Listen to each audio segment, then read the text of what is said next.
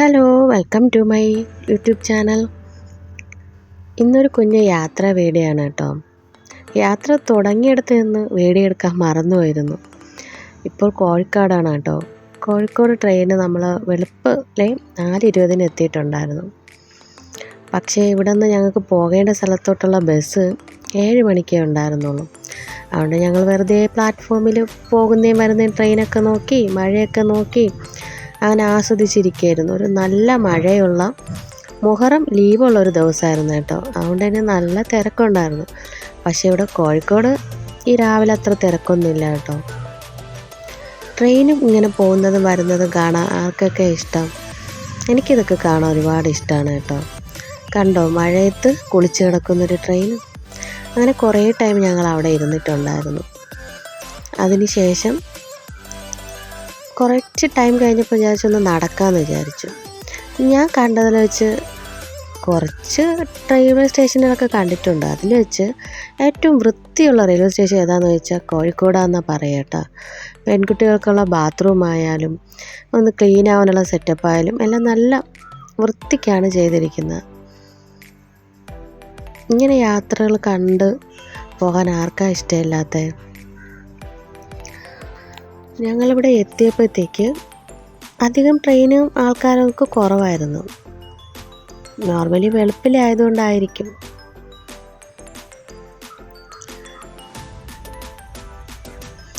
ഞാൻ കോഴിക്കോട് എൻ്റെ ഒരു ഫ്രണ്ടിൻ്റെ വീട്ടിൽ വന്നതാട്ടോ. ഞാൻ മുമ്പ് 2-3 പ്രാവശ്യം ഇവിടെ വന്നിട്ടുണ്ടെങ്കിലും ഈ ഫ്രണ്ടിൻ്റെ വീട്ടിൽ ആദ്യമായിട്ടാണ് വരുന്നത് കേട്ടോ. അത് എസ്കലേറ്റേഴ്സൊക്കെ ഉണ്ട്. ഇത് വലിയൊരു ഉപകാരമായിട്ട് തോന്നി. നമ്മുടെ ട്രിവാൻഡ്രത്ത് ചിലപ്പോൾ പ്രവർത്തനം ഇല്ലാതെ ഇട്ടിരിക്കും. ചില ടൈം അവർ ഓണാക്കില്ല. അങ്ങനെയൊക്കെ ആകുമ്പോൾ ഈ മുതിർന്ന ആൾക്കാർ ലഗേജൊക്കെ കൊണ്ട് ഒരുപാട് ബുദ്ധിമുട്ടുന്നതാണ്. എല്ലാ സ്ഥലത്തും എസ്കലേറ്റേഴ്സ് പോലെയൊക്കെ ഉണ്ടാവണം. എന്ന് വെച്ചാൽ മുതിർന്ന ആൾക്കാരൊക്കെ സാധനങ്ങളൊക്കെ കൊണ്ട് ലഗേജൊക്കെ കൊണ്ട് ഇറങ്ങുന്ന കണ്ടാൽ കാണുമ്പോൾ തന്നെ വിഷമാവും. എല്ലാവർക്കും ഫ്ലൈറ്റിൽ പോകാൻ പറ്റില്ലല്ലോ. നോർമലി സാധാരണ ആൾക്കാർക്ക് ട്രെയിനെ ആശ്രയിച്ചേ പറ്റുള്ളൂ എവിടെയെങ്കിലും പോകുമ്പോൾ. ഞങ്ങൾ ഇപ്പുറത്തെ സൈഡ് എത്തിയപ്പോൾ ഇവിടെ തിരക്കുണ്ട് കേട്ടോ. പോകാൻ നിൽക്കുന്ന ആൾക്കാർ, കുറേ ആൾക്കാർ അങ്ങോട്ടും ഇങ്ങോട്ടും നടക്കുന്നുണ്ട്. ഇവിടെ എത്തിയപ്പോൾ സംഗതി മൊത്തം മാറി. നമ്മളുടെ അവിടെയൊക്കെ കാണുന്ന കടകളിലുള്ള പോലത്തെ സ്നാക്സേ അല്ല ഇവിടെ. ഇവിടെ നെയ്പത്തിരി, കോഴിക്കോടിൻ്റെ തന്നെ തനതായിട്ടുള്ള ഒരുപാട് വെറൈറ്റി സ്നാക്സ് അവിടെ ഉണ്ടായിരുന്നു. അവിടെ നിന്ന് ഒരു നെയ്പത്തിരി വാങ്ങിച്ച് കഴിച്ചു കേട്ടോ. എനിക്ക് ഒരുപാട് ഇഷ്ടമായിരുന്നു. അപ്പോൾ ഒരാളടുത്ത് ചോദിച്ചിട്ടുണ്ടായിരുന്നു ബസ് എപ്പോഴാണ് വരികയെന്ന്. അപ്പോഴേ അറിഞ്ഞ് റെയിൽവേ സ്റ്റേഷൻ്റെ വെളിയിൽ കാണും, അവിടെ നിന്ന് പോയാൽ മതി എന്ന് പറഞ്ഞു. അങ്ങനെ റെയിൽവേ സ്റ്റേഷൻ്റെ വെളിയിൽ നിന്ന് കിട്ടിയ ഒരു ബസ്സിൽ ഞങ്ങൾ കയറിയിട്ടുണ്ടായിരുന്നു കേട്ടോ. പക്ഷേ ഒരു അബദ്ധം പറ്റിയത്, ആ ബസ്സിൽ കയറിയപ്പോഴാണ് ആ ബസ് കണ്ടക്ടർ പറഞ്ഞത് നിങ്ങൾക്ക് പോവേണ്ട ബസ് ഇതല്ല, ഇത് മെയിൻ ബസ് സ്റ്റേഷനിൽ കൊണ്ട് നിർത്തും, അവിടെ നിന്ന് നിങ്ങൾ അടുത്ത ബസ് പിടിക്കണമെന്ന്. അപ്പോൾ കുറച്ച് മുമ്പ് കണ്ടത് ആ ബസ് സ്റ്റേഷനാണ് കേട്ടോ. എന്നിട്ട് അവിടെ നിന്ന് അടുത്ത ബസ്സിൽ ഞങ്ങൾ കയറിയായിരുന്നു. ഞാൻ ഒന്ന് ക്ലിയർ ആയിട്ട് വീഡിയോ ഒക്കെ പിടിക്കാൻ വേണ്ടിയിട്ട് ഫ്രണ്ടിൽ സീറ്റ് കണ്ടപ്പോൾ കയറിയിരുന്നതാണ് കേട്ടോ. നല്ല മഴയാണ്. നല്ല മഴയെന്ന് വെച്ചാൽ നല്ല പേരും മഴയാണ്. കുളമൊക്കെ കണ്ടോ നിറഞ്ഞു കാണുന്നത്. ഫ്രണ്ടിലിരുന്ന് വീഡിയോ പിടിക്കുന്നുണ്ടെങ്കിൽ പേടിച്ചാണ് ഇരിക്കുന്നത് കേട്ടോ. ഇവിടുത്തെ പ്രൈവറ്റ് ബസ്സുകളൊക്കെ നല്ല പറപ്പിക്കലാണ്. ഒരു ബസ്സിനെ പിന്തള്ളിക്കൊണ്ട് മറ്റൊരു ബസ് മത്സരമാണ് ഇവിടെ.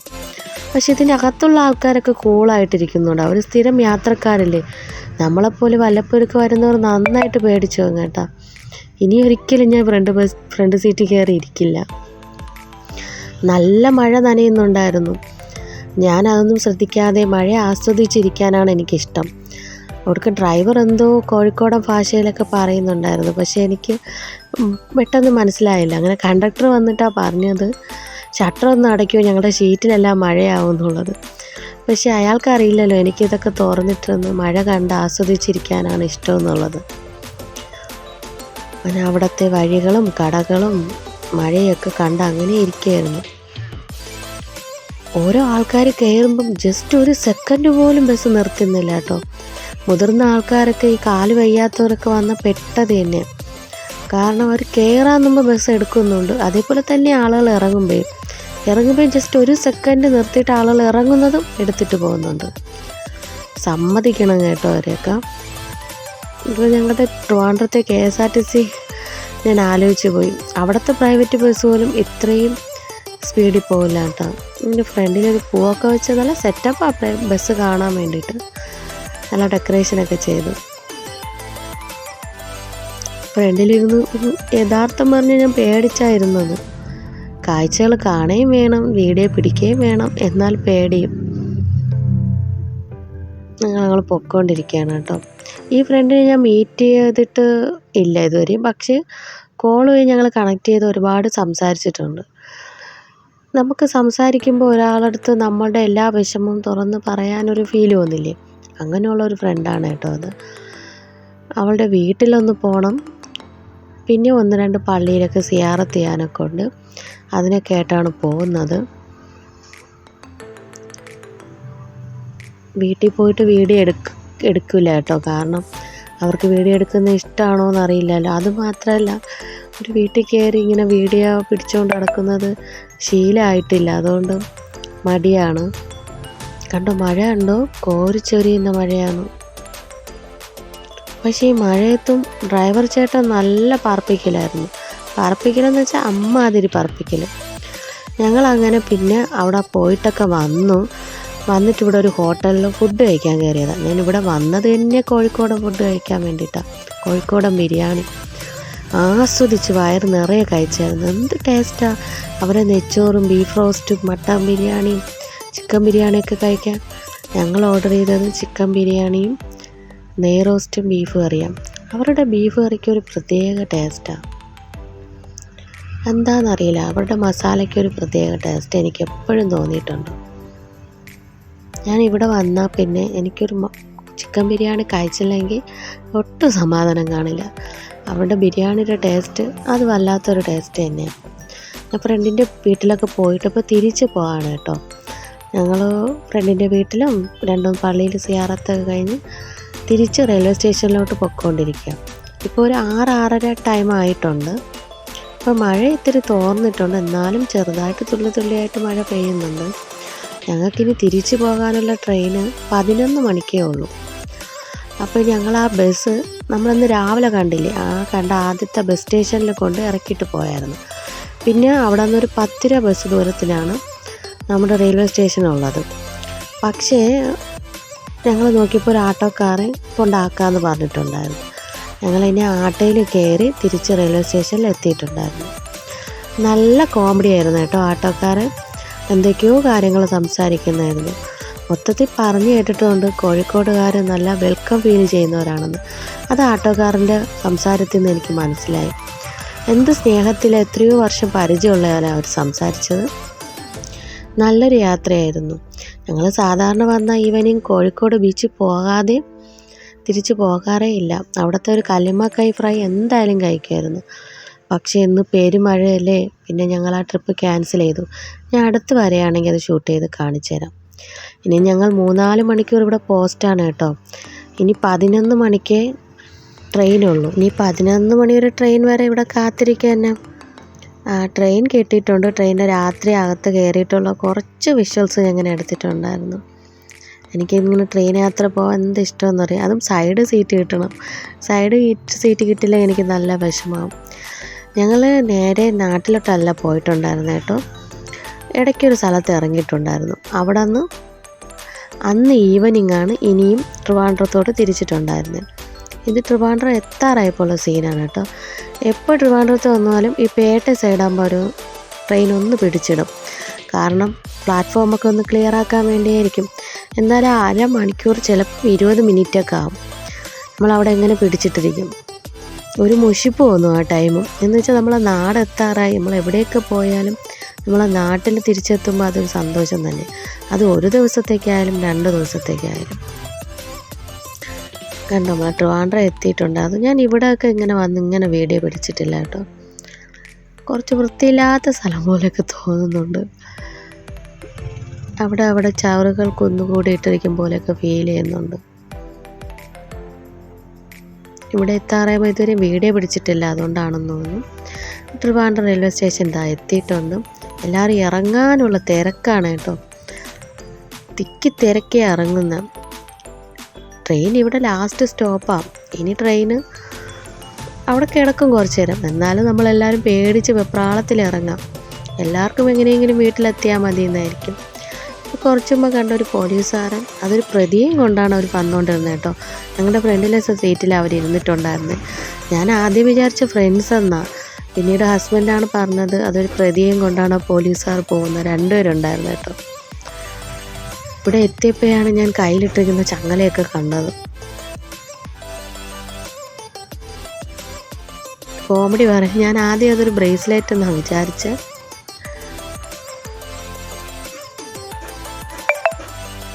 ഞങ്ങൾ പുറത്തോട്ട് പോകാൻ നടക്കുക. എല്ലാവരും തിക്കിത്തിരക്കി ഓടുക.